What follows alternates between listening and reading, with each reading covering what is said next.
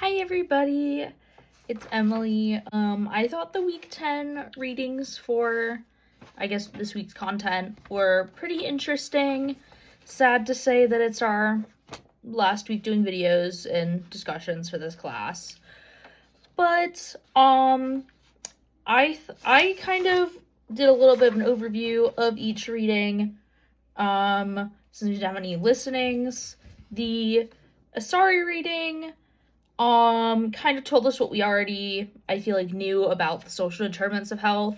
Minorities and marginalized groups end up with diminished returns on their socioeconomic gains. So educational attainment has a less impactful return on investment for LGBT individuals compared to non-LGBT individuals because of the compounding effects of marginalization. Even if they are doing everything right. And then one of the other readings, income differences between heterosexual and homosexual workers, seem to be because of like discriminatory practices, leading to income disparities, and the less skilled the job, the more discrimination that was getting experienced.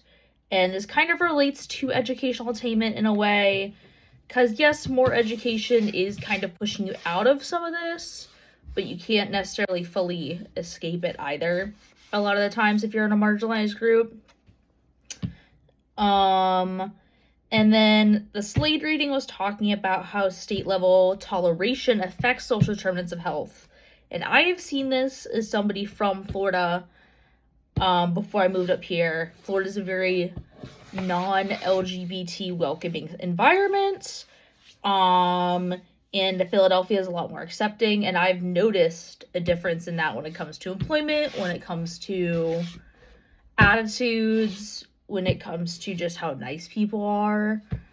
Florida has trans bathroom bans, trans bans in general. If you're like cross-dressing, it's a whole thing. And the governor of Florida directly messing with DEI efforts at universities, so that affects, back again, educational attainment for LGBT individuals. And then, let's see. The Stacy reading was interesting as well, because it was talking about socio-demographic, socioeconomic, and family differences and dynamics that affect outcomes for LGBT individuals. Sexual gender minorities are less likely to get married, go to college, or become homeowners, and report that there were more physical and mental health issues in SGM individuals, which directly would be impacting employability, ability to stay in school, ability to go out and find a life partner, that sort of thing. So I felt like this week's content was pretty cut and dry. But I look forward to hearing from the rest of y'all. Bye.